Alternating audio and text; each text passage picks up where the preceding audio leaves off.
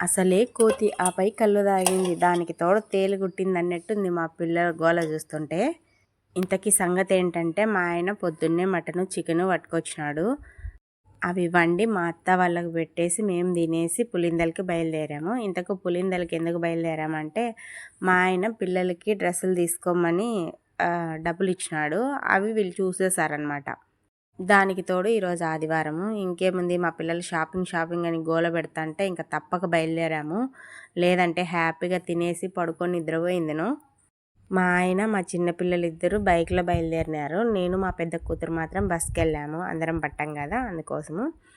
మొత్తానికి మా పిల్లలైతే పులిందలకి లాక్కొచ్చేసారు. ఇంకేమేమి షాపింగ్ చేసాము, ఏమేమి తీసుకున్నాము అవన్నీ లాంగ్ వీడియోలో అప్లోడ్ చేస్తాను, చూడండి. ఇక్కడ మా పెద్ద పాపకి 2 లంగా ఓనీలు చూసాము. 2 చాలా బాగా నచ్చాయి.